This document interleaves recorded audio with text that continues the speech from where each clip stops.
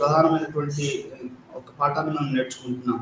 మనందరికీ తెలుసు, ప్రపంచంలో క్లాస్ అనేది ఒక వర్గం అనేది చాలా యూరోపియన్ కంట్రీస్లో కానీ అమెరికాలో కానీ ఇంతవరకు మనకు ఆధిపత్యం చెలాయిస్తూ వచ్చింది.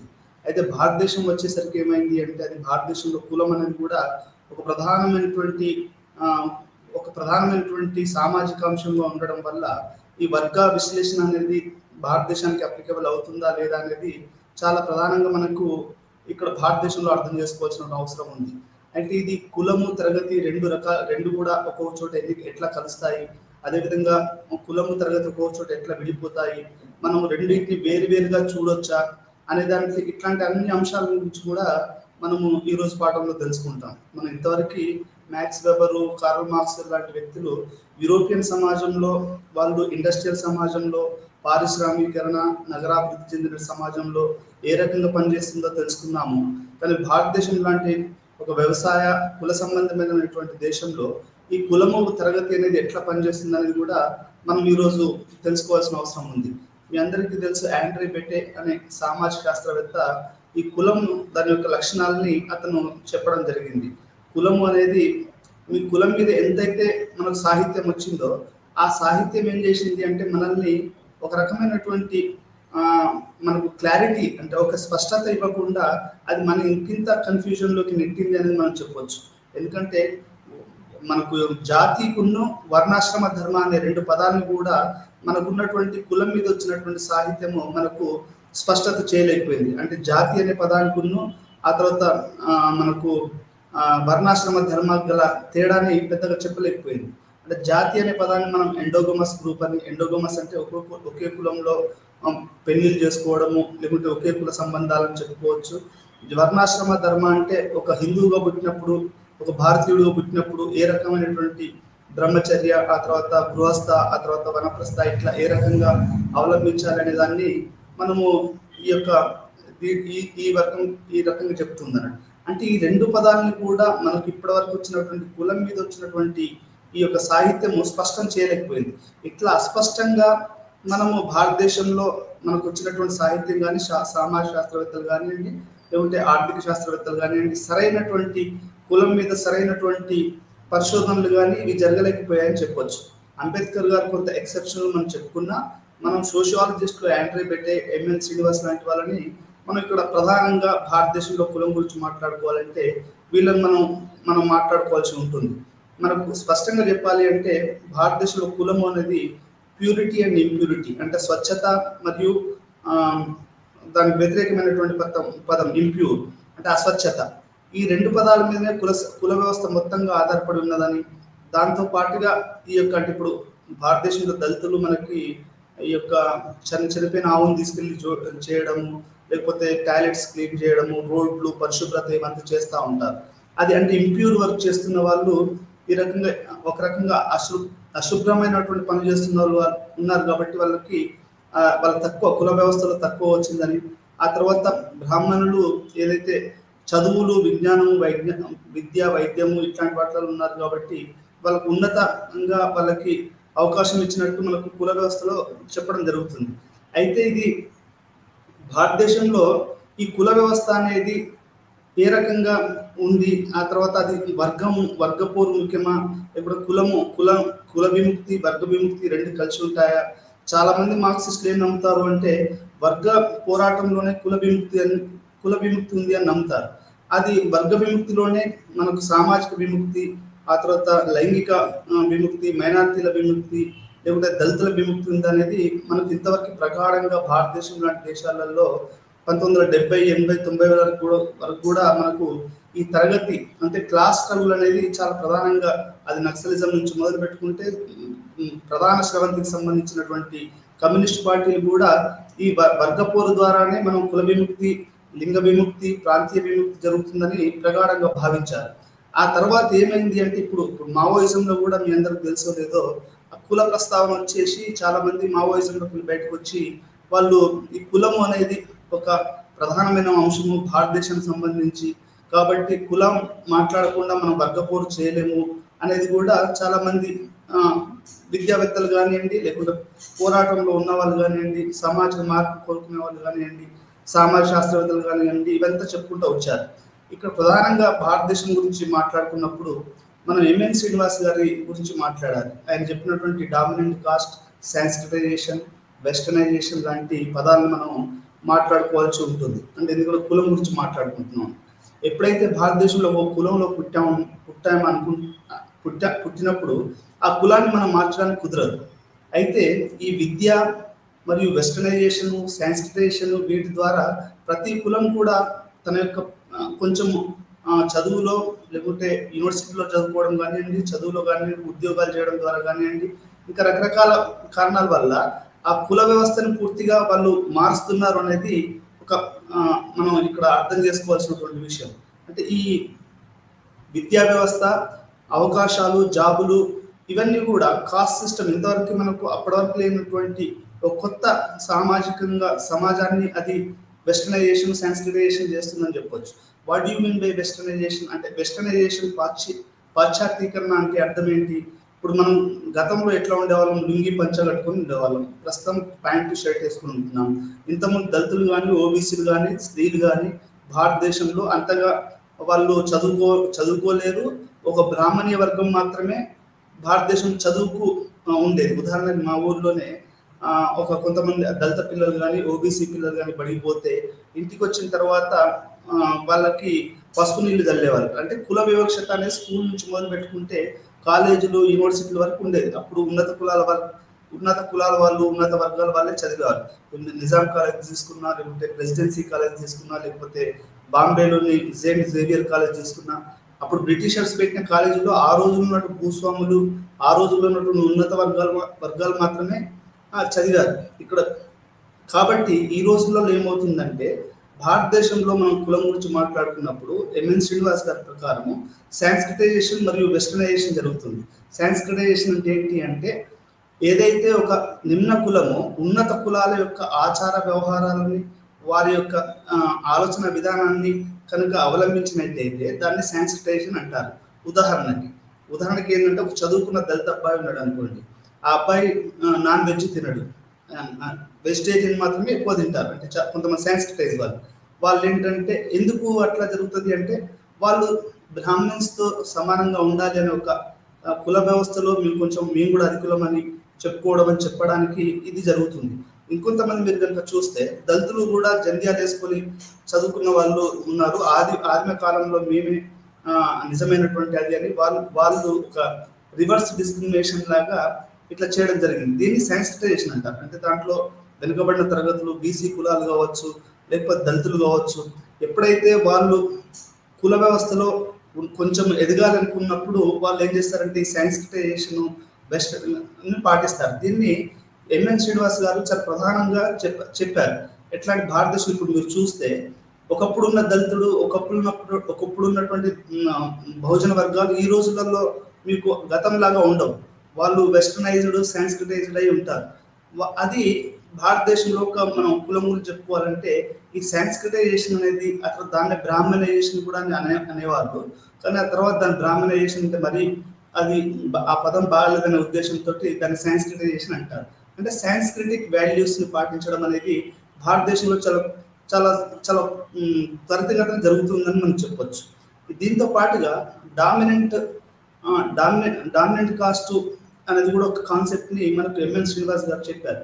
డామినెంట్ కాస్ట్ అంటే అర్థం ఏంటి అంటే ఒక కులం యొక్క ఆధిపత్యం అనేది బ్రిటిషర్స్ వచ్చిన తర్వాత ఏమైంది అంటే సెన్సస్ రావడము, ఆ సెన్సస్ ద్వారా మేము ఇంతమంది ఉన్నాము కాబట్టి మా ఊర్లో మాదే పెత్తనం ఉండాలి. అంతకుముందు ఒక బ్రాహ్మణుడు ఉన్నాడు అంటే ఊర్లో అతని మాట అందరు వినేవాళ్ళు. కానీ ఎప్పుడైతే ఎడ్యుకేషన్, సెన్సెస్, ఆ తర్వాత విద్య ఇవన్నీ వచ్చాయో ఈ కుల చైతన్యం అనేది మనకు రావడం అనేది జరిగింది. దాంతో ఎంఎన్ శ్రీనివాస్ గారు ఏమంటారంటే ఎప్పుడైతే బ్రిటిషర్స్ మన దేశంలో సెన్సెస్ను పెట్టారో ఆ రోజుల్లో అప్పటి నుంచి భారతదేశంలో కుల చైతన్యం అనేది పెరిగింది. అంటే మనకు అది దాన్ని ఇంగ్లీష్లో ఏమంటారంటే అన్ఇంటెండెడ్ కాన్సిక్వెన్స్ అంటారు. అంటే నువ్వు ఒక పనిని చేస్తావు, ఆ పనికి వేరే పర్యావసనంలో వేరే వస్తుంది అన్నట్టు. బ్రిటిష్ వాళ్ళు ఏం చేశారు, భారతదేశంలో సెన్సెస్ని తీసుకొచ్చినప్పుడు అది పరోక్షంగా ఏమైంది అంటే కొన్ని కులాల చైతన్యానికి అది దారితీసిందని మనం చెప్పుకోవచ్చు. ఈ రకంగా ఒకసారి ఒక కుల చైతన్యం వచ్చిన తర్వాత వాళ్ళు తమ యొక్క హక్కుల్ని కాపాడుకునే క్రమంలో రాజకీయాన్ని, విద్యను, వైద్యం విద్యా వైద్యాన్ని కూడా వాళ్ళు కంట్రోల్ చేయడం అనే వాళ్ళు సాధిస్తారు. మన భారతదేశంలో కూడా అదే జరిగింది. ఏం జరిగింది అంటే కొన్ని ఉదాహరణకి ఎంఎం శ్రీనివాస్ గారు ఏం చెప్తారు అంటే, కర్ణాటకలోని ఒక్కలిగాసు మరియు లింగాయతులు డామినెంట్ కాస్ట్. మన తెలుగు సమాజంలో అయితే కమ్మాస్ అండ్ రెడ్డిస్, ఒకప్పుడు రెడ్డిసే ఉండేవాళ్ళు. ఆ తర్వాత దాన్ని మనం కమ్మాసు హేతువాద ఉద్యమంలో పనిచేశారు, కమ్యూనిస్ట్ పార్టీలలో పనిచేశారు, ఆ తర్వాత సినిమాలలో పనిచేశారు. ఆధునికతను అత్యంత వేగంగా అందుకున్నటువంటి కులం మన తెలుగు సమాజంలో అంటే కమ్మాస్ అని చెప్పవచ్చు.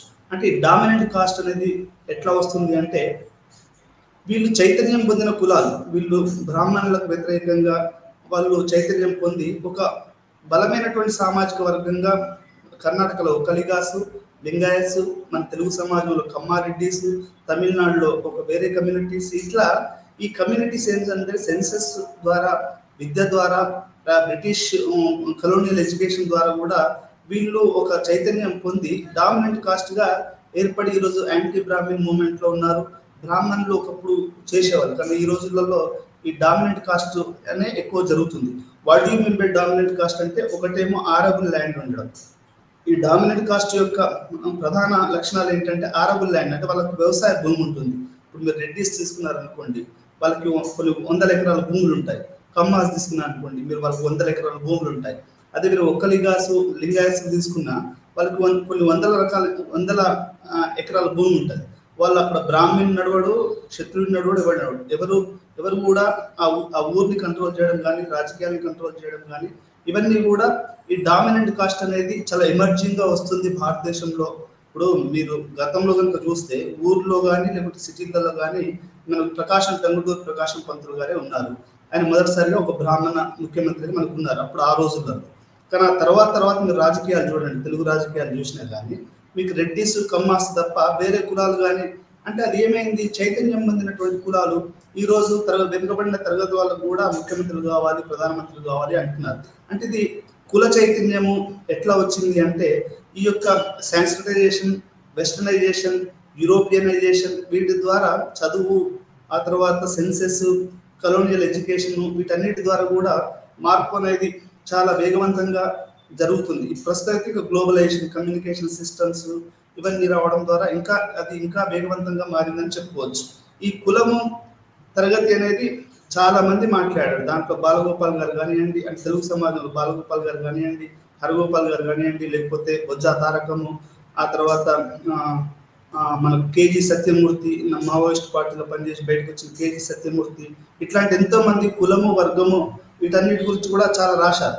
ఎంత రాసినా కానీ ఇక్కడ నేను మొదట్లో చెప్పినట్టు, ఇక్కడ మనకు జాతి మరియు వర్ణ అనే 2 పదాలు కూడా మన కులం మీద వచ్చినటువంటి ఈ యొక్క సాహిత్యము అది స్పష్టంగా చేయలేకపోయింది అనేది మనం ఇక్కడ అర్థం చేసుకోవాలి.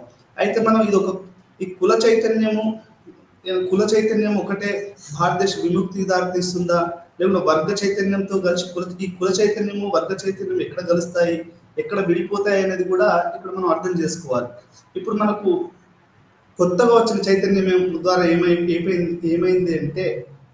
ఏమైంది అంటే కొత్త భూస్వాములు ఏర్పడ్డారు అనేది మనకు ఇక్కడ అర్థమవుతుంది. అంటే ఇప్పుడు చదువు వల్ల, లేకపోతే ఇప్పుడు సోషల్ చేంజ్ వచ్చింది, మన సామాజిక మార్పు అనేది వచ్చినప్పుడు భారతదేశంలో ఏమైందంటే కొత్త న్యూ ల్యాండ్ లార్డ్స్ ఏర్పడ్డారు అనేది మనకు ఇక్కడ అర్థమవుతున్నటువంటి విషయం. ఊర్లో తీసుకున్నారనుకోండి, ఊర్లో ఈ రోజులలో money has become very important source of domination and power.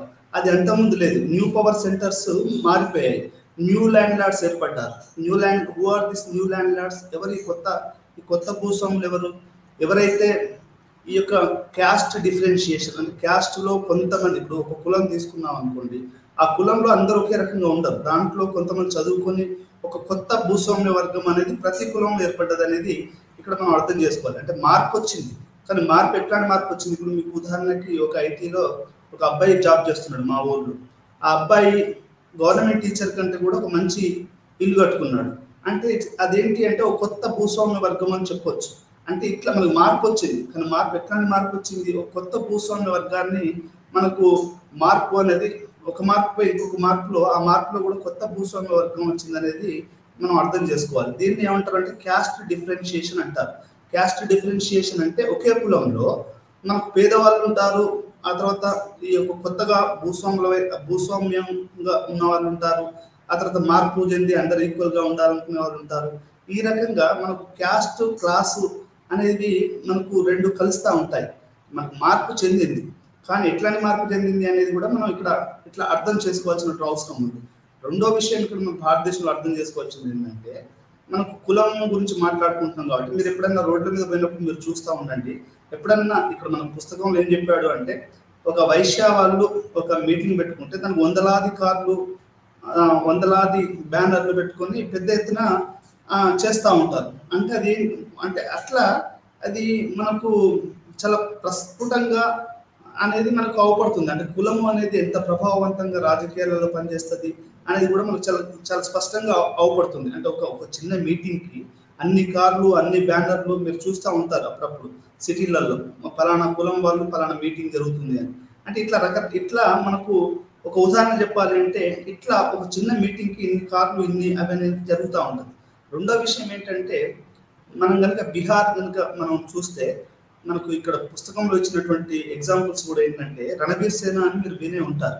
అక్కడ ఏంటంటే ఈ దళితులు, పేదవాళ్ళు, భూమి లేని వాళ్ళు చాలా మంది ఏంటంటే మావోయిజం వైపు అది వాళ్ళు దాంట్లోంచి క్లాస్ స్ట్రగుల్ చేస్తే, రణబీర్ సేన అనే ఒక ఉన్నత కులాల వాళ్ళు ఒక సేన అంటే ఒక ప్రైవేట్ ఆర్మీ ఏర్పాటు చేసి మీరు చూస్తూనే ఉంటారు. జహనాబాద్ అనే ఒక జిల్లాలో వాళ్ళు ఒక దళితుల్ని రాత్రికి రాత్రి కొన్ని ఊర్లో తగలబెట్టడము అనేది జరుగుతుంది. అంటే భారతదేశంలో ఏంటంటే కులము వర్గము ఇది ఎట్లా అర్థం చేసుకోవాలంటే, ఉన్నత కులాల వర్గాల వాళ్ళు ప్రతి దేంట్లో ఉన్నా కానీ వాళ్ళు లీడర్షిప్లో ఉన్నారు. అంటే మన బీహార్ కనుక ఎగ్జాంపుల్ తీసుకుంటే, బీహార్లో మనకు వాళ్ళు చేసినటువంటి వాళ్ళు కూలీ రేట్లు పెంచమని, భూమి గురించి, భుక్తి గురించి ఇట్లా జరిగినటువంటి పోరాటంలో చాలా మంది మనకు వీళ్ళు చనిపోవడం జరుగుతుంది అన్నట్టు. అంటే వీళ్ళు అప్పర్ కాస్ట్ ఏమో రణబీర్ సేన అని పెట్టడం వల్ల ఇక్కడ ఒక పక్క వీళ్ళు భూమి భుక్తి పోరాటము,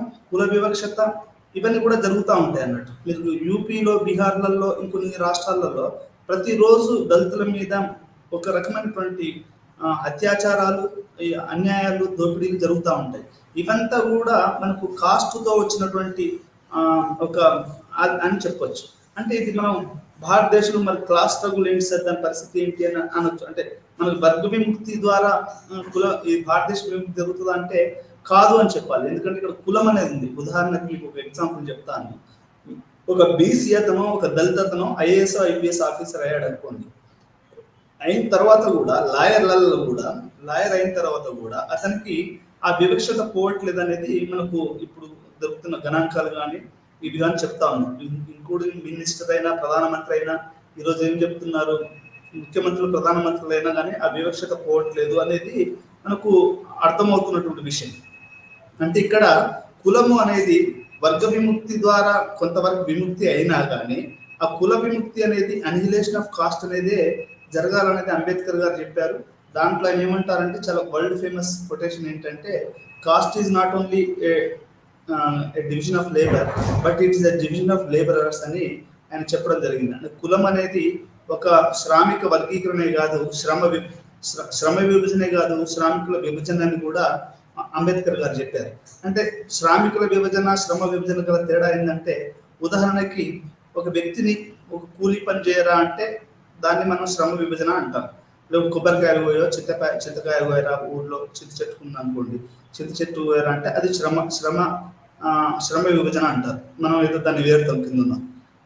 శ్రామికుల విభజన అంటే ఒక దళితుల్ని మాత్రమే నువ్వు చెట్టెక్కరా, ఇప్పుడు ఊర్లో గౌడు ఉంటాడు, మరి వాడిని ఎందుకు అడగలేదు మనం చెట్టెక్కమని, మనం దళితులు ఎందుకు అడిగాము అంటే దాని అర్థం ఏంటంటే, నువ్వు కులం అనేది ఇది ఒక శ్రమ విభజనే కాదు, ఇది శ్రామికుల విభజన కూడా. అంటే నువ్వు కులాన్ని బట్టి నువ్వు పనిస్తున్నావు, మీకు అర్థమై ఉంటుంది. అంటే నువ్వు ఒక కులం సంబంధించిన వాడు కాబట్టి నువ్వు ఆ కులం దళితుడు కాబట్టి చెప్తున్నావు, ఇప్పుడు ఒక ఓబీసీ కాబట్టి పలానా పని చేయమని చెప్తున్నావు.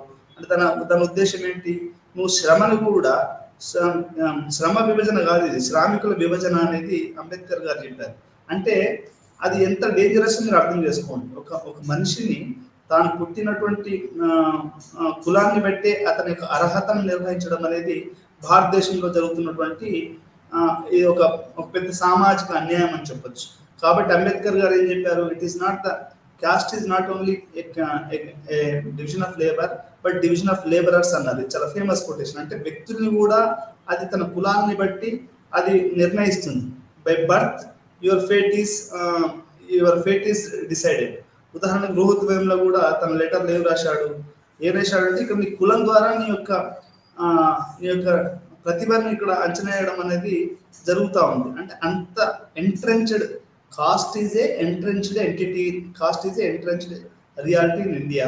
మామూలుగా మనకేం చెప్తారు, అది ఒక కులం అనేది ఒక పరస్పరము ఒక కోఆపరేటివ్ సిస్టమ్ అని మనకు జనరల్గా చెప్తా ఉంటారు. కానీ మనం సోషియాలజిస్ట్గా అర్థం చేసుకోవాల్సింది ఏంటంటే కుల విభజన అంటే బ్రాహ్మణ, క్షత్రియ, వైశ్య, ఆ తర్వాత శూద్ర, ఆ తర్వాత దళిత అనేది ఇది ఒక జస్ట్ కులాలు వాళ్ళ వృత్తులను బట్టి విడదీయడమే కాదు, ఇది దోపిడీ, అంటే మనకు దోపిడీ వ్యవస్థను ఇది కొనసాగించే వ్యవస్థగా మనం చెప్పొచ్చు.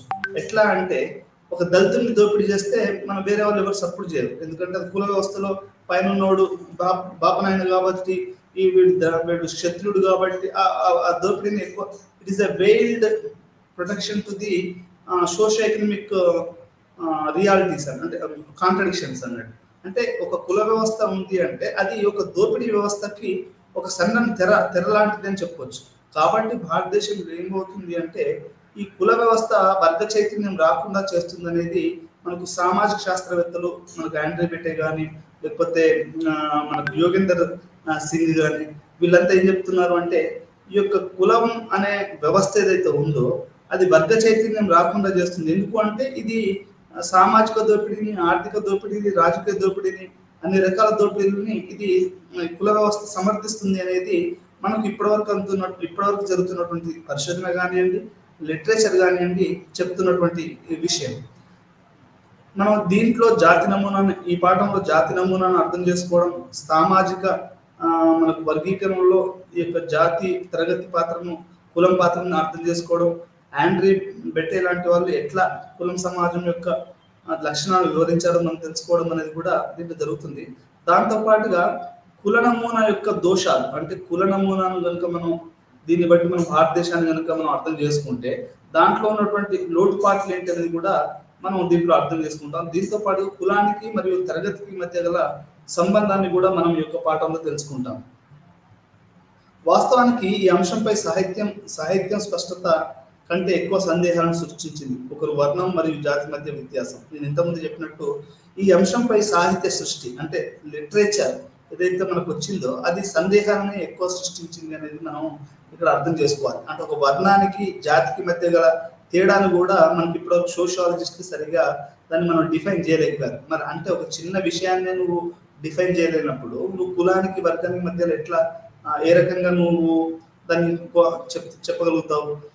అయితే విభిన్న దృక్పథాలు విశ్లేషణ యొక్క కోణాన్ని మరొక దాంతో అభివృద్ధి చేస్తాయి. ఊహాజనిత సిద్ధాంతాలు కూడా ప్రత్యేకించి వలసవాద ఎథ్నోగ్రాఫర్స్ వార్తల్లో సాక్ష్యాలను రుజువు చేయడానికి ఈనాటికి ఉపయోగిస్తున్నారు. అంటే ఇక్కడ మనకు ఎథ్నోగ్రాఫర్స్ ప్రత్యేకించి వలసవాద ఎథ్నోగ్రాఫర్స్, ఇప్పుడు మనకు చేసినటువంటి ఎథ్నోగ్రఫీ ఎవరు? ఆండ్రీ బెటే కానీ లేకపోతే బ్రిటిషర్స్ కానివ్వండి, లేకపోతే ఇండియన్ ఫారిన్ ఎడ్యుకేటెడ్ పీపుల్ కూడా వీళ్ళందరూ కూడా ఏం చెప్పారు అంటే ఎథ్నోగ్రఫీ చేస్తే ఈ ఎథ్నోగ్రఫీ అనేది ఒక రకంగా ఇది కొలోనియల్ ఎథ్నోగ్రఫీ. ఈ కొలోనియల్ ఎథ్నోగ్రఫీ ఏంటంటే మరి టూ మచ్గా వాళ్ళు చేశారనేది ఒక వాదన ఉంది. ఉదాహరణకి కాస్ట్ సిస్టమ్ ఈజ్ నాట్ ఎక్లిక్టిక్ అని చెప్పారు. అంటే అది దానికి వ్యాకోచత్వం లేదు, అది సంకుచితంగా ఉంటుంది, అది ఒకే చోట ఉంటుంది అనేది మనకు కొలోనియల్ ఎథ్నోగ్రాఫర్స్ చెప్పారు, అంటే బ్రిటిష్ కాలం నాటి. కానీ అది కరెక్టా తప్ప అంటే మనకు ఎంఎన్ శ్రీనివాస్ గారు చేసి చూపించారు. ఏమని చూపించారు? మనకు కూల్సిన్ అనే ఒక కూర్ కమ్యూనిటీ రిలీజన్ ఆయన చదువుతూ ఏం చెప్పాడు అంటే, బాబు ప్రతి మతం కూడా దానికి ఒక అది సంకోచంగా ఉండదు, అది కూడా బ్యాకోచం చెందుతుంది. బ్యాకోచం లాగా ప్రతిది కూడా మారుతూ ఉంటుంది. ఏ కులము ఏ మతం కూడా ఎప్పుడు ఒకే రకంగా ఉండదండి. అయితే ఇక్కడ మనకు కలోనియల్ ఎథ్నోగ్రాఫర్స్ ఏం చెప్పారు, ఎథ్నోగ్రాఫర్స్ ఏంటంటే వాళ్ళ రాతల్లో ఇవి వాళ్ళు రుజువులు కొన్ని చూపించారు. అంటే కులము అనేది ఎంత ఇక్కడ ఘనీభవించింది అనేది రాశారు. అది పూర్తిగా వాస్తవమా, మారుతున్న దృష్టిలో అది మారదా అంటే అది మారుతుంది. కలోనియల్ ఎథ్నోగ్రాఫర్స్ యొక్క అకౌంట్స్ కొంతవరకు వాస్తవమైనప్పటికీ అది కొంతవరకు అవాస్తవం అని చెప్పొచ్చు. ఎందుకంటే మనకి ఎంఎన్ శ్రీనివాస్ గారు తర్వాత వచ్చినటువంటి పరిశోధకులు మనకి ఏం చెప్పారంటే సాంస్క్రిటైజేషన్, వెస్టర్నైజేషన్, గ్లోబలైజేషన్, ప్రైవేటైజేషన్ ఇవన్నీ వీటన్నిటి కూడా సమాజం అనేది చాలా ముందుకు సాగుతుందనేది మనం ఇక్కడ అర్థం చేసుకోవాల్సినటువంటి విషయం. కులానికి తరగతికి మధ్య సంబంధం ఏంటి? ఆండ్రీ బెడ్డే ప్రకారము అధికారము ఒక ఆధిపత్య కులం నుండి మరొక దానికి మారిందని, అది కుల నిర్మాణం నుండే మార్చివేయబడిందని చెప్పొచ్చు. పంచాయతీలు, రాజకీయ పార్టీలు వంటి విభిన్నమైన నిర్మాణాలలో మనం ఇది గమనించవచ్చు. అంటే మనకి ఈ డామినెంట్ కాస్ట్ అనేది ప్రతి పార్టీలో, ప్రతి రాజకీయ పార్టీలలో ఎట్లా ఉందనేది మనం చెప్పొచ్చు. ఉదాహరణకి మనం ఏ పార్టీని భారతదేశంలో కనుక తీసుకున్నా అది మనకు ఒక ఆధిపత్య కులం నుంచి వాళ్ళే ఆ పార్టీలో, మరి పార్టీ హెడ్లు తీసుకోండి, ఇప్పుడు కాంగ్రెస్ పార్టీ తీసుకోండి, టీఆర్ఎస్ తీసుకోండి, టీఆర్ఎస్లో పార్టీ మనకు దాని యొక్క అధినేత కానివ్వండి, లేకపోతే దాంట్లో ప్రధానమైనటువంటి కార్యదర్శులు కానీ మొత్తం ఈ ఎక్కువ కులాల వాళ్ళే ఉంటారు. ఆ తర్వాత ఇక్కడ అంటే పంచాయతీలో కానీ రాజకీయ పార్టీలో కానీ మొత్తం ఈ యొక్క కుల నిర్మాణం ఏదైతే ఉందో, మనకు మీరు యూనివర్సిటీలలో కూడా ఒక సింపుల్ ఉదాహరణ చెప్తున్నాను. యూనివర్సిటీలలో కూడా ఎట్లా ఉంటుందండి, ప్రొఫెసర్ ఏమో బ్రాహ్మణులు ఉంటారు, లేకుంటే ఆధిపత్య కులాల వాళ్ళు ఉంటారు, డామినెంట్ కాస్ట్ అంటారు. డామినెంట్ కాస్ట్ అంటే ఎవరికైతే భూమి ఉందో, ఎవరికైతే న్యూమరికల్ సంఖ్య ఉందో వీళ్ళందరినీ కలిపి డామినెంట్ కాస్ట్ అంటారు. ఎంఎన్షన్ ఉంటారు. మీరు రాజకీయ పార్టీ తీసుకున్నా, యూనివర్సిటీని తీసుకున్నా, ఇంకేం తీసుకున్నా మనకు ఏదైతే ఈ కుల నిర్మాణం ఉందో మీకు అదే రకంగా మీకు కుల నిర్మాణం అనేది యూనివర్సిటీలలో అవపడుతుంటుంది. మీకు వేరే చోట్ల కూడా ఇది పార్టీలలో కూడా మనకు అవపడుతూ ఉంటుంది. ఆర్థిక వ్యవస్థలు కూడా ఇది మనకు అవపడుతూ ఉంటుంది. పెద్ద పెద్ద షాపులు ఎవరికి ఉంటాయండి? పెద్ద పెద్ద కులాల వాళ్ళే ఉంటాయి. పెద్ద పెద్ద కాలేజీలు ఎవరికి ఉంటాయండి? మన ఆధిపత్య కులాల వాళ్ళకే ఉంటుంది. కాలేజీలు తీసుకోండి, యూనివర్సిటీలు తీసుకోండి, ఆ భూములు తీసుకోండి, రాజకీయాలు తీసుకోండి, సినిమాలు తీసుకోండి. ఒకే ఒక కమ్యూనిటీ సినిమాను గత 40-50 సంవత్సరాల నుంచి 60 సంవత్సరాల నుంచి 70 సంవత్సరాల నుంచి తెలుగు పరిశ్రమ తీసుకుంటే అది ఒకే కులం వాళ్ళు చెప్తాం, కమ్మ కులం వాళ్ళు చేస్తూ ఉన్నారు. అంటే వేరే కులం వాళ్ళు హీరోలు లేరా, మరి వాళ్ళకు అసలు యాక్టింగ్ రాదా అంటే ఈ ఆధిపత్య కులం అనేది ఎట్లా ఉంటుంది అనేది మీకు చెప్పడానికి ఇది ఒక ఉదాహరణ చెప్తున్నాను. మీరు పాతకాలం దాకా తీస్తే బ్రాహ్మణులు హీరోలుగా ఉండేవారు, కానీ అది మారిపోయి ఇప్పుడు అంటే ఈ యొక్క ఆధిపత్య కులం అనేది ఉంటుంది. అది వాళ్ళు సినిమాలలో కానీ మన మీడియాలలో కానీ వచ్చారు. అంటే ఇది మనకు ఈ కులానికి తరగతికి ఇట్లా అంటే కులంలో ఎవరైతే డామినేట్ చేస్తూ ఉన్నారో వాళ్ళ తరగతిలో కూడా డామినేట్ చేస్తున్నారు, వాళ్ళే ఆ నిర్మాణం అనేది అవపడుతుంటుంది అనేది మనం ఇక్కడ అర్థం చేసుకోవాలి. ఉదాహరణకి భారతదేశంలో మన మిత్రులు చాలా మంది ప్రొఫెసర్లు మాట్లాడేది ఏంటంటే, మన తెలుగు సమాజంలో అయితే కమ్యూనిస్ట్ పార్టీలు కమ్మారెడ్డి పార్టీలనే, అంటే అక్కడ కూడా కమ్యూనిస్ట్ పార్టీలలో కూడా కులం ఉంది అనేది వాళ్ళు చెప్పదలుచుకున్న విషయం. అంటే నారాయణ కానీ లేకుంటే ఇంకెవరైనా వాళ్ళ లీడర్షిప్ మొత్తం అదే ఉంది. మనకు నిమ్న కులాల వాళ్ళు, దళితులకు, బీసీలకు, మైనారిటీలకు, స్త్రీలకి ఎట్లాంటి అవకాశం లేదు అనేది ఇక్కడ వాళ్ళు చెప్తున్నటువంటి విషయం. అంటే ఇక్కడ మనకు ఆండ్రీ బెడ్డే చెప్పిన, ఎంఎన్ శ్రీనివాస్ చెప్పిన, యోగేందర్ సింగ్ యాదవ్ చెప్పిన, లేకపోతే మనకు సోషాలజిస్టులు చాలా మంది ఈ యొక్క సాంస్క్రిటైజేషన్, వెస్టర్నైజేషన్ అని చెప్పిన ఇక్కడ ప్రధానంగా అర్థం చేసుకోవాల్సిన విషయం ఏంటంటే, ఇక్కడ ఇక్కడ వర్గ పోరాటము మరియు కుల నిర్మూలన పోరాటం కూడా సైమల్టేనియస్ గా నడుస్తుంటది. నడుస్తడం పాటుగా ఒకదానికొకటి ఒకసారి కలవడము, ఇంకొకసారి విడిపోవడం, అంటే క్యాస్ట్ డిఫరెన్షియేషన్, క్లాస్ డిఫరెన్షియేషన్ అనేది ఉంటుంది. ఉదాహరణకి క్లాస్ డిఫరెన్షియేషన్ అంటే ఏంటంటే, మీరు ఒక రైతుని తీసుకున్నాను, వాళ్ళు ఒక క్లాస్ అనుకున్నప్పుడు దాంట్లో రైతాంగం ఒక తరగతి అనుకున్నప్పుడు దాంట్లో చిన్న రైతు ఉంటాడు, మధ్య తరగతి రైతు ఉంటాడు, పెద్ద రైతు ఉంటాడు. దీన్ని క్లాస్ డిఫరెన్షియేషన్ అంటారు. అదేవిధంగా క్యాస్ట్ డిఫరెన్షియేషన్ అంటే, మీరు ఒక కులాన్ని కనుక తీసుకుంటే దాంట్లో కూలీ చేసుకునేవాడు ఉంటాడు, మధ్య తరగతి ఉంటాడు, ఆ తర్వాత ఉన్నత వర్గం అంటాడు. అంటే మనం ఒక కులంలో వర్గాన్ని చూడొచ్చు, ఒక వర్గంలో కులాన్ని చూడొచ్చు. ఇది మీకు డిఫరెన్షియేషన్ అనేది మీరు ఇక్కడ అర్థం చేసుకోవాలి. ప్రతి కులంలో క్లాస్ ఉంటుందండి. అదే రకంగా ప్రతి క్లాస్లో కూడా కులం ఉంటుంది. నువ్వు క్లాస్లో హైయెస్ట్ అయినంత మాత్రాన నీకు పిలిచి పీటనేస్తానని అట్లేం లేదు. నువ్వు నీ దగ్గర డబ్బులున్నా నీకు సరైనటువంటి గౌరవం, సామాజిక గౌరవం దొరకకపోవచ్చు. అంటే ఇట్లా దీన్ని ఏమంటారంటే క్లాస్ డిఫరెన్షియేషన్, క్యాస్ట్ డిఫరెన్షియేషన్ అనేది జరుగుతూ ఉంటుంది. అయితే ఈ సామాజిక మార్పు వల్ల ఏం జరిగింది అంటే, కొత్త ప్రాలిటరేట్ ల్యాండ్ లార్డ్స్, అంటే వాడు పేదరికంలోనే పుట్టాడు, కాకపోతే ఏంటంటే ఆ తర్వాత ఒక ఒక భూస్వామిగా ఎదిగాడు అనేది భూస్వామి వర్గంగా ఎదుగుతుంది. అంటే పేదరికంలో పుట్టిన ఈ రోజు చాలా మంది పేపర్లకు ఇస్తూ ఉంటారు ఏమని, నేను ఊర్లో కూలి పని చేసుకుని ఆ తర్వాత సిటీలోకి వచ్చి చదువుకొని అది చేశాను అని. అంటే proletariat, but after that he became a landlord, ఆ తర్వాత అతను ఒక భూస్వామిగా మారాడు అని. అంటే ఇట్లా సామాజిక మార్పు జరుగుతుంది. కానీ మనకు ఎట్లాంటి మార్పు జరుగుతుందంటే ఒక కొత్త భూస్వామ్య వర్గాన్ని ఇది క్రియేట్ చేస్తుంది అనేది మనం ఇక్కడ అర్థం చేసుకోవాలి. ఇది మనకు కుల తరగతి నెక్సెస్ అనేది ఇట్లా జరుగుతుంది. అది పంచాయతీలు కానివ్వండి, రాజకీయ పార్టీలు కానివ్వండి, ఏవైనా కానీ ఈ రకంగా జరుగుతున్నాయి అనేది మనం అర్థం చేసుకోవాలి. ఒక కులం మొత్తం ఆధిపత్యం కానప్పటికీ అది డామినెంట్ అనేక కులాల కుటుంబాలు కలుస్తున్నప్పటికీ అసమానత గణనీయ స్థాయిలో తగ్గిందని దీని అర్థం.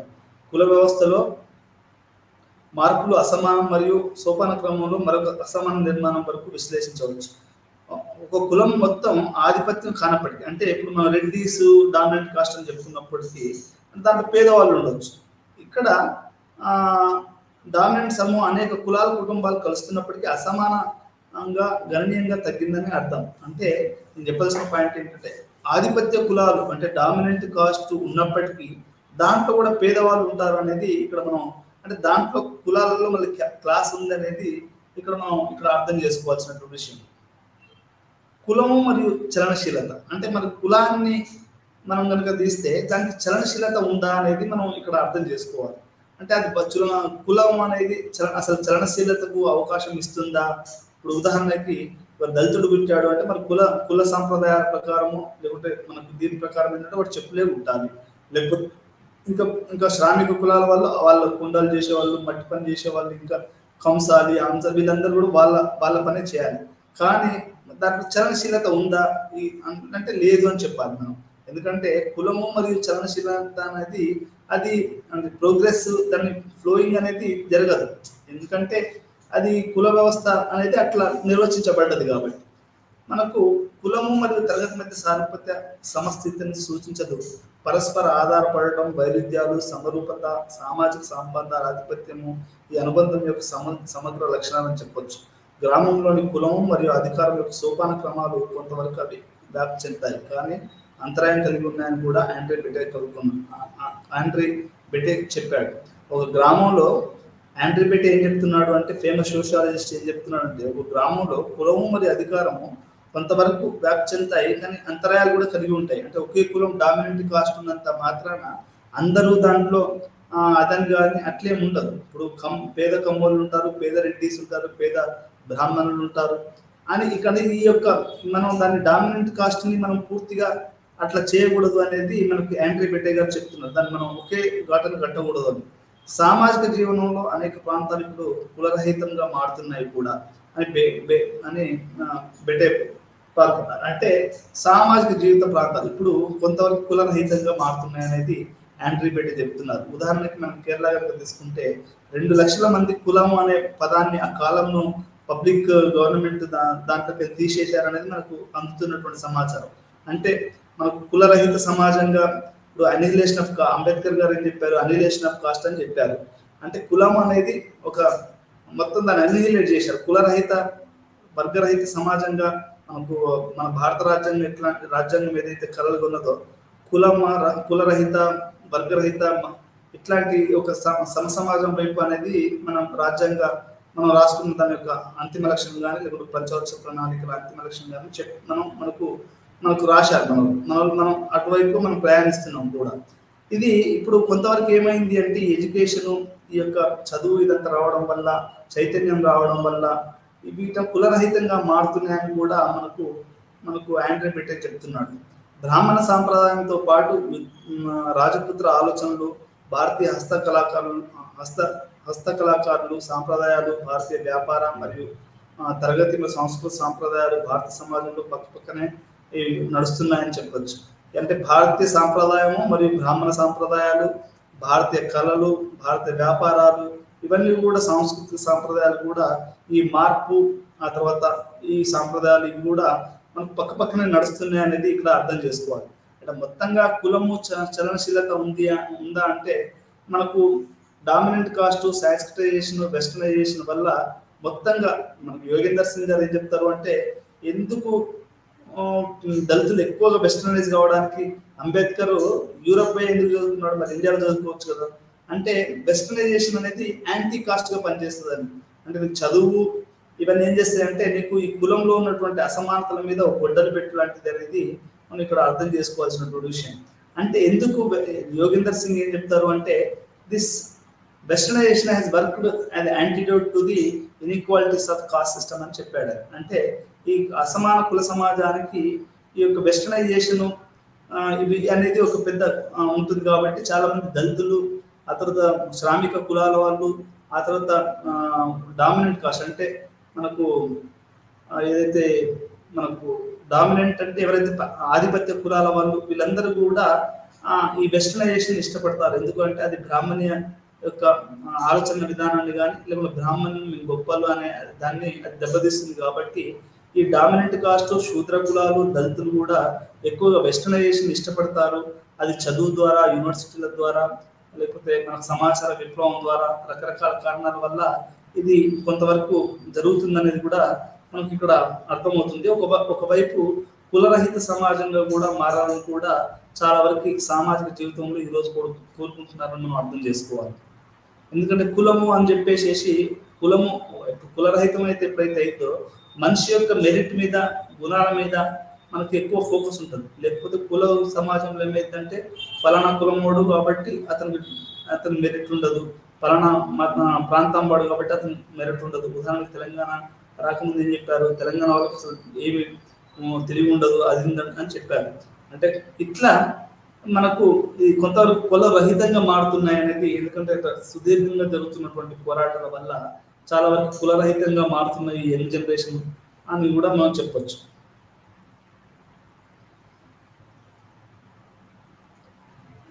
ప్రధానంగా లూయిస్ డ్యూమాంట్తో మన యొక్క కులం సంబంధించిందని చెప్పొచ్చు.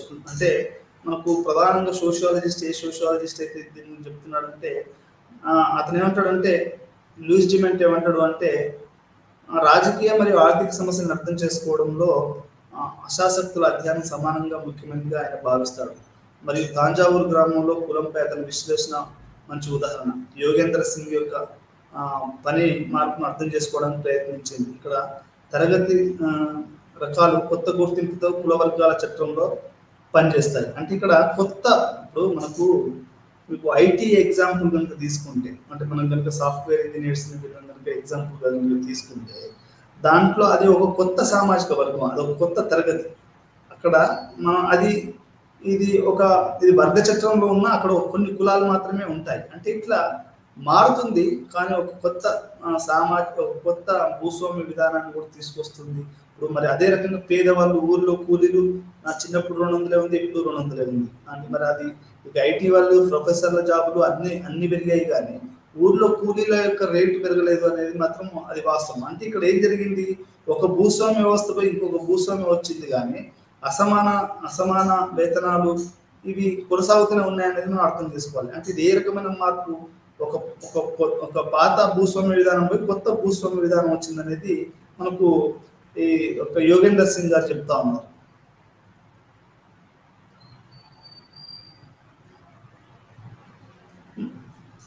మనకు ప్రాథమికంగా మొత్తం వ్యవస్థ లేకుంటే దాన్ని నిర్వహించడం అనేది కూడా ఇక్కడ చాలా ముఖ్యము.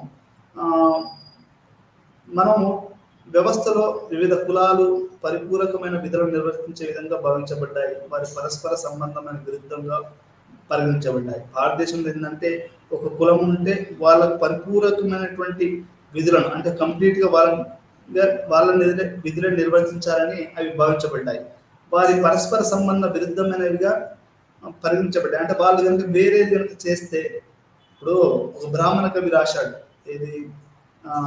ఏమని రాశాడు అంటే కుల వృత్తికి మించిన లేదు పువ్వుల చెన్న అని రాశాడు. అంటే మన కుల వృత్తి అనేది కోంటోళ్ళు వడ్డీ వ్యాపారమే చేయాలి, మిగతా వాళ్ళు అదే చేయాలనేది ఈ యొక్క సాంప్రదాయవాదం చెప్తున్నారు. అయితే దానికి వ్యతిరేకంగా చేయడం అనేది ఒక విరుద్ధంగా పరిగణించబడ్డది ఇప్పటివరకు భారతదేశం. ఇది చాలా చాలా చాలా డేంజరస్, ఒక రకంగా ఒక ఒక అది ఒక చెడుగా మనం చెప్పుకోవచ్చు. ఇది భారతదేశంలోని కులానికి ప్రాథమిక మరియు సార్వత్రిక ప్రాముఖ్యత కలిగిన పిల్లవాడిని జోడించింది. ఎందుకంటే ఇది శాస్త్రీయ గ్రంథాల్లో రూపొందించబడ్డది. అంటే ఎందుకు ఇంత జరిగింది అంటే, ఇది మనకు వేదాలలో వాటిలలో ఇప్పుడు మన మనుధర్మ శాస్త్రం ఏం చెప్తుంది అంటే, ఒక పాపనుడు తప్పు చేస్తే మనకి ఒక వార్నింగ్ చేసి పంపించాలి. ఒక శూద్రుడు కనుక తప్పు చేస్తే వాడిని కొరడా దెబ్బలు కొట్టాలి. ఒక దళితుడు కనుక తప్పు చేస్తే, అంటే ఉదాహరణకి లైంగిక సంబంధాలే అనుకోండి, అది చేస్తే ఒక ఒక ఒక శూద్రుడు ఒక దళితుడు లైంగిక సంబంధం పెట్టుకున్నాడు అనుకోండి ఒక బ్రాహ్మణ స్త్రీతోటి, అది అంటే ప్రేమే పుట్టింది అనుకోండి ఇద్దరికి, అట్లా కలిగి ఉంటే వాళ్ళని దళితులు శూద్రులు అయితే వాళ్ళని చంపాలనే మనకు మన ధర్మశాస్త్రం చెప్తుంది. అంటే ఈ కులము అనేది ఇది ఈ గ్రంథాలలో రూపొందించబడ్డది కాబట్టి దీనికి ఇంతగా అది ఎంట్రెంచ్డ్ అంటారు. దాన్ని ఇంగ్లీష్లో ఏమంటారు అంటే ఎంట్రెంచ్డ్ కాస్ట్ సిస్టమ్ అని చెప్తారు. అంటే కులం అనేది ఈ రకంగా పునాది వేసుకుపోయింది కాబట్టి అది కొద్దిగా మారవలసిన అంశం ఉంది. ఉదాహరణకు మన సౌత్ ఇండియా అనేది ఒక ఎక్కువగా కులం మీద అది ఫోకస్ అయి ఉంటే, నార్త్ ఇండియా మనకు రిలీజియన్ క్లాస్ మీద ఉంది. ఎందుకంటే అక్కడ దక్షిణ భారతదేశంలో కులం డామినేట్ చేస్తే, ఉత్తర భారతదేశంలో మనకు మతం అనేది డామినేట్ చేస్తూ ఉంటుంది. అంటే వర్గం దానికంటే కూడా ఇది చేస్తుంది. ప్రధానంగా ఇక్కడ మనం అర్థం చేసుకోవాల్సింది ఏంటంటే, ఈ యొక్క వర్గ చైతన్యానికి ఈ యొక్క కులము అనే అది రాకుండా, అది చేస్తున్న వర్గ చైతన్యం రాకుండా కులము ఆపుతుంది అని చెప్పొచ్చు. ఎందుకంటే కుల వ్యవస్థ అనేది బ్రాహ్మణ క్షత్రియులు అనేది అది ఒక దోపిడీ వ్యవస్థ. ఆ దోపిడీ వ్యవస్థ అనేది అంటే తెర వెనుక దోపిడీ వ్యవస్థ మనకేం చేస్తుంటే, వర్గ చైతన్యం రాకుండా చాలా మంది నిమ్న కులాల వాళ్ళని, దళితుల్ని అది కుల వ్యవస్థ ఆపుతుంది అనేది మనం ఇక్కడ అర్థం చేసుకోవాల్సినటువంటి విషయం. ఇది ప్రధానం అండి. It's very very important to understand that how cost system is stopping the class consciousness in India అనేది ఇక్కడ అర్థం చేసుకోవాలి. ఎంఎన్ శ్రీనివాస్ యొక్క సంస్కృతీకరణ అనేది కుల వ్యవస్థలో మార్పు యొక్క ఆధిపత్య ప్రక్రియ. సంస్కృతీకరణ అనేది సంభవించే నిర్దిష్ట సందర్భాలలో రెండవది కుల వ్యవస్థలో మార్పు యొక్క చారిత్రాత్మక ప్రక్రియగా గమనించవచ్చు. అంటే కులంలోనే మార్పు రావడం అనేది నిజానికి కూడా ఒక చారిత్రాత్మకమైన వ్యవస్థ. ఎందుకంటే మనకు ఒక కుల వ్యవస్థలో ఇప్పుడు మీరు చూడండి, మనకు శివాజీ మహారాజు గారు బాపన పిలిస్తే ఆయన కాలు బొట్టున వెళ్తూ అతను బొట్టు పెట్టాడు అనేది మనకు చరిత్ర చెప్తున్నటువంటి విషయం. అంటే ఇట్లాంటి కుల వ్యవస్థలో మనకు కులం మొత్తంలో మార్పు రావడం అనేది, ఒక కులం తక్కువైపోయి ఇంకో కులం అనేది కొంచెం ఆధిపత్యంలో రావడం అనేది మనకు బుక్కలిగాసు, లేకుంటే మనకు లింగాయత్స్, తెలుగులోనైతే రెడ్డిసు, కమ్మాసు, వీళ్ళు ఒక ఆధిపత్య కులంగా ఎదగడం అనేది ఒక చారిత్రాత్మక ప్రక్రియగా మనం గమనించవచ్చు. ఒక ఎన్టీ రామారావు అనే వ్యక్తి ఒక కమ్మ కుటుంబంలో పుట్టి మొత్తము ఒక ముఖ్యమంత్రి స్థాయికి వచ్చాడు అంటే చారిత్రాత్మకమైనటువంటి వ్యవహారం అని చెప్పొచ్చు. అప్పటివరకు బ్రాహ్మణులు డామినేట్ చేస్తున్నటువంటి రాజకీయ వ్యవస్థలో మీరు 70s వరకు చూడండి, ఏ రాష్ట్ర ముఖ్యమంత్రి తీసుకున్నా కానీ బ్రాహ్మణులు, ఏ చీఫ్ సెక్రటరీ తీసుకున్నా కానీ బ్రాహ్మణులు ఉండేవారు. ఆ తర్వాత శూద్ర కులాల వాళ్ళు డామినెంట్, అంటే ఆధిపత్య కులాల వాళ్ళు మనకు వచ్చేసేసి చరిత్ర, ఇది ఒక చారిత్రాత్మక ఘట్టంగా మనము చెప్పొచ్చు. దాంతోపాటు పాశ్చాత్యీకరణ విలువలు ప్రజా సంస్కృతి మూలాల్లో చెప్తుంది. ఇప్పుడు మన తెలుగు వాళ్ళైనా, ఇప్పుడు తెలుగు లెక్చరర్ అయినా ఎట్లా పోతున్నాడండి, పంచా ధోతి అట్లా కట్టుకొని పోతున్నాడా? లేదు కదా, పాఠం చెప్పేటప్పుడు ఎట్లా పోతున్నాడు, మనకు ధోతి ఇది పట్టుకొని మన ప్యాంట్ షర్ట్ వేసుకొని తెలుగు పోయిటరీ చెప్తున్నాడు టీచర్.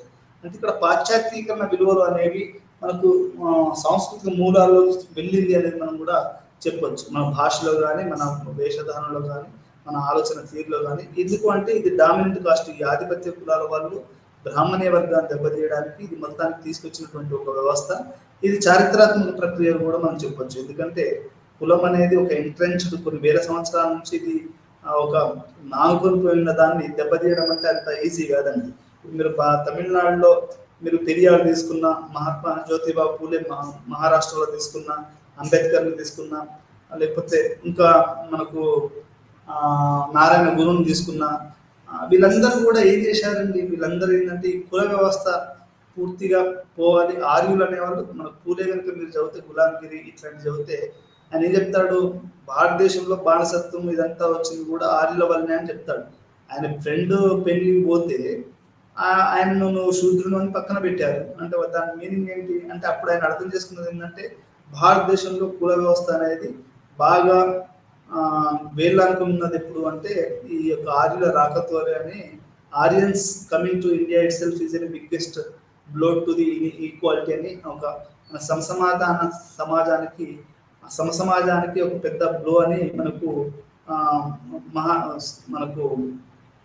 పూలే గారు చెప్తా ఉన్నారు గులాంగిరిలో కానీ లేకపోతే ఇంకా వేరే బుక్స్లలో కానీ. అంటే ఇక్కడ నేను చెప్పాల్సిన విషయం ఏంటంటే మొత్తంగా ఈ యొక్క ఈ కుల వ్యవస్థల సంస్కృతీకరణ, ఆ తర్వాత డామినెంట్ కాస్ట్, వెస్టర్నైజేషన్, ఇవన్నీ కూడా లేకుంటే దళిత బహుజన వర్గాల పోరాటాలు, ఇవన్నీ కూడా మొత్తం భారతీయ సమాజం అనేది చాలా వేగంగా పాశ్చాత్యీకరణ, సాంస్కృతైజేషన్ ఇదంతా జరుగుతుంది.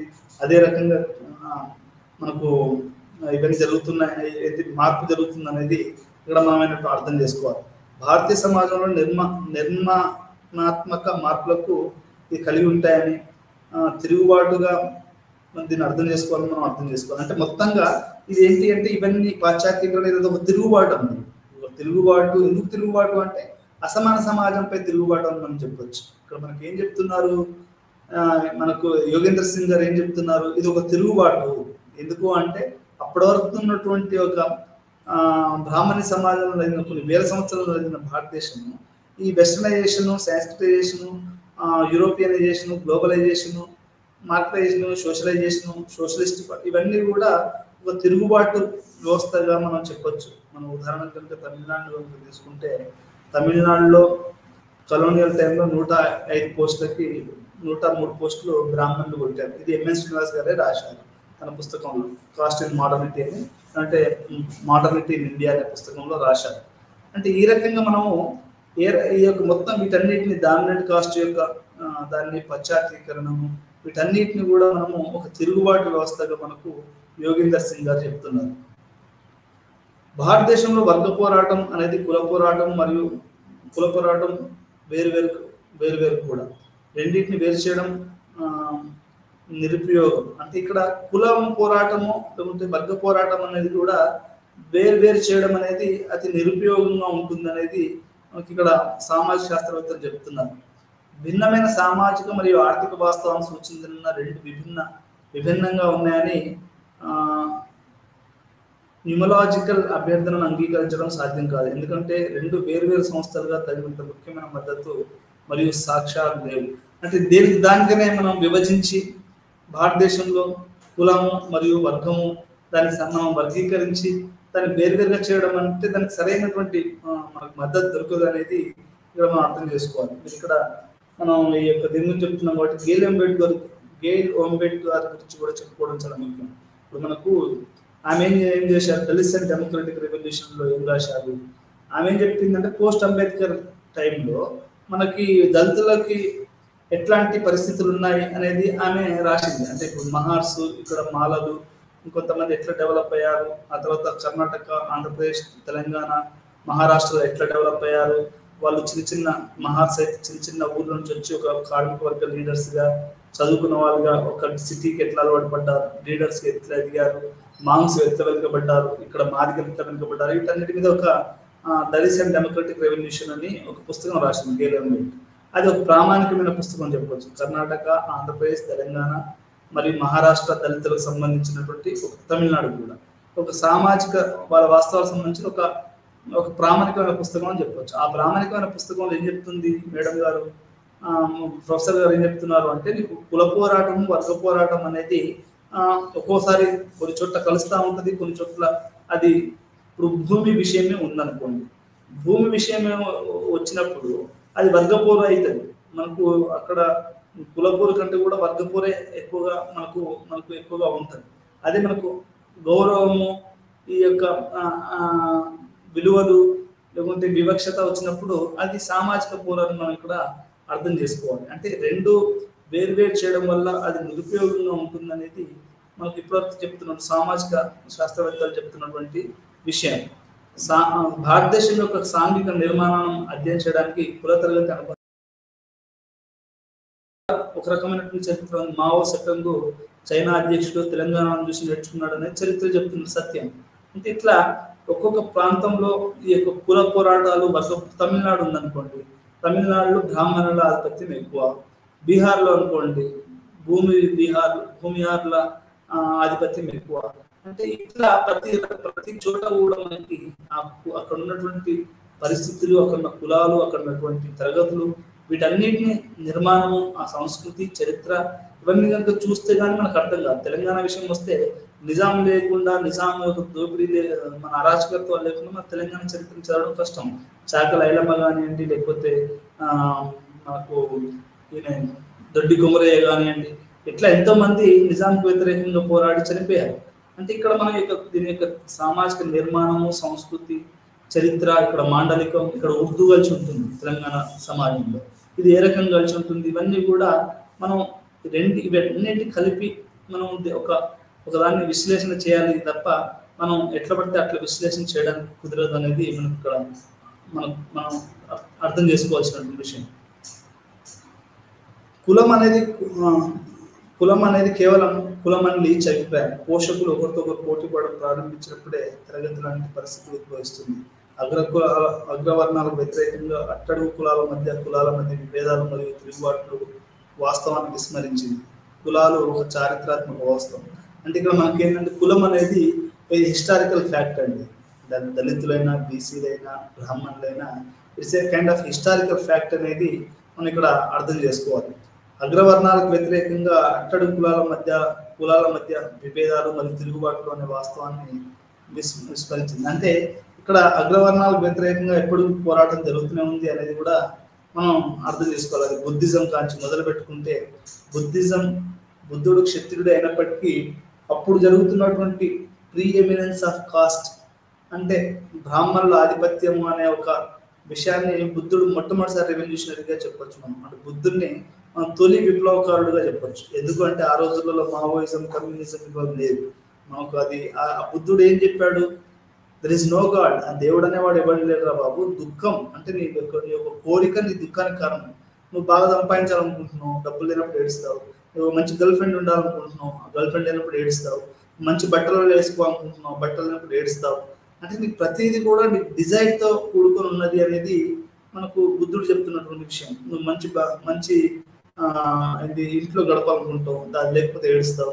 అంటే దుఃఖానికి కారణము నీ కోరికరా బాబు అని బుద్ధుడు చెప్పాడు. అంతే తప్ప నీకు గత జన్మ పుణ్యాలు, పాపాలు, నీకు గత జన్మలు అది ఉండడం వల్ల అదేమి కాదు అని దేవుడు అనేవాడు లేడు అని మనకు చార్వాకులు కానివ్వండి, బుద్ధుడు కానివ్వండి మనకు చెప్పారు. అంటే భారతదేశంలో ఒక బ్రాహ్మణ్య సమాజంతో ఎదుర్కోవడం అనేది బుద్ధునితో మొదలైంది. ఆ రోజులలో బ్రాహ్మణులు ఏం చేసేవాళ్ళు అంటే యాగాలు ఇవన్నీ చెప్పి వాళ్ళకు నీకు జరిగితే నీకు అదైందని ఇదైందని చెప్పేసేసి వాళ్ళు ఏంటంటే they are the unproductive class. అంటే వాళ్ళు ప్రొడక్షన్లో ఉండరు.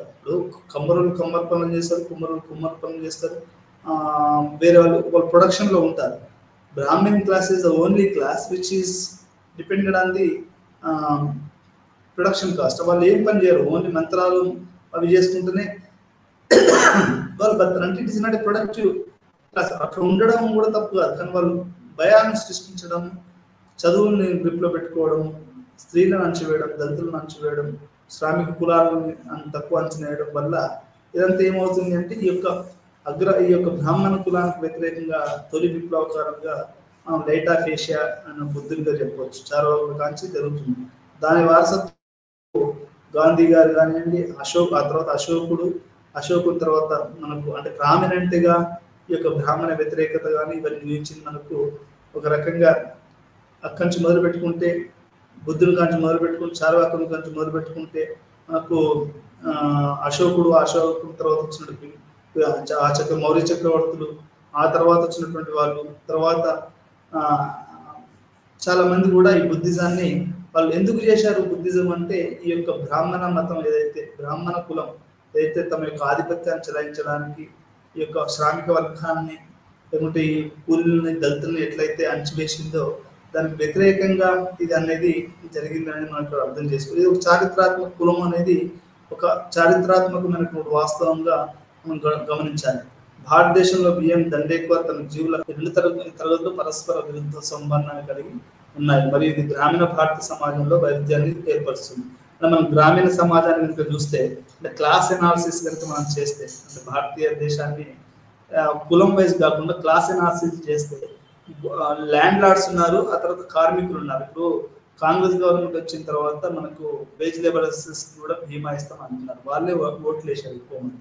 అన్ఎంప్లాయ్మెంట్ ఈ యొక్క వ్యవసాయ కార్మికులే ఎక్కువగా మనకు కాంగ్రెస్కి ఓటేసినట్టు టీఆర్ఎస్ ఓడిపోవడం గల కారణాలు అనేది మనకు అర్థమవుతుంది.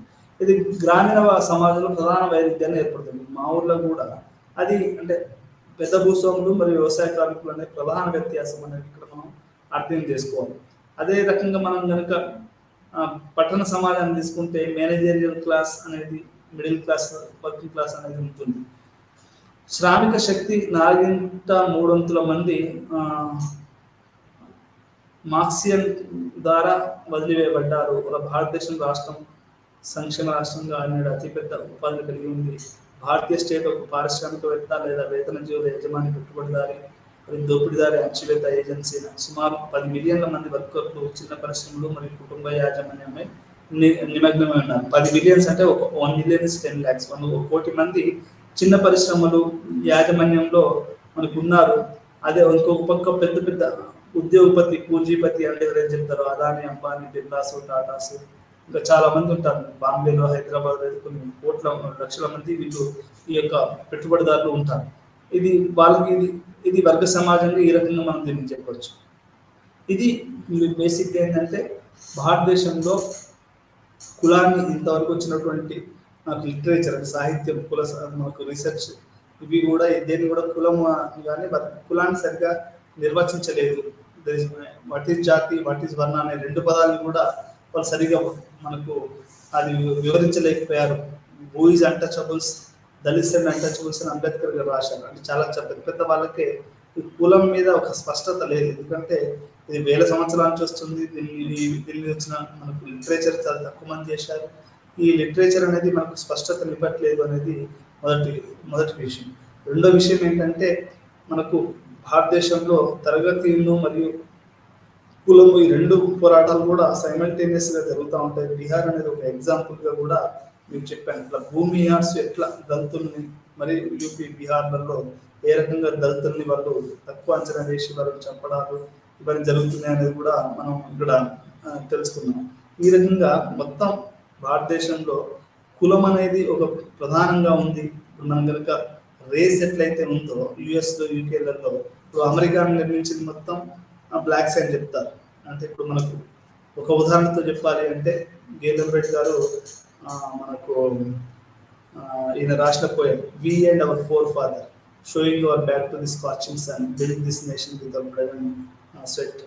నామదేవ్ దశార్ అనే ఒక దళిత పోయిట్, మహారాష్ట్ర పోయిట్ ఏం రాశారు అంటే, మా అయ్యలు మా తాతలు మండు టెండర్లలో మా వీపును చూపిస్తూ ఈ యొక్క సమాజాన్ని నిర్మించాము అని భారతీయ సమాజం రోడ్లు వేసేవాళ్ళు, బిల్డింగ్లు కట్టేవాళ్ళు, వ్యవసాయం చేసేవాళ్ళు, రైలు ట్రాక్ నడిపేవాళ్ళు, ఎంత చేస్తుంది వీళ్ళంతా ఎంజాయ్ చేస్తున్నారు బాబు అని చెప్పడం జరిగింది. ఇంతతో అంటే ఈ రకంగా ఇటు కులము అటు అది ఉందని చెప్పొచ్చు. మరి ఈ పాఠం ఇంతతో మీద మరొక పాఠం మళ్ళీ కలుద్దాం. అప్పుడు ఒకసారి నమస్కారం.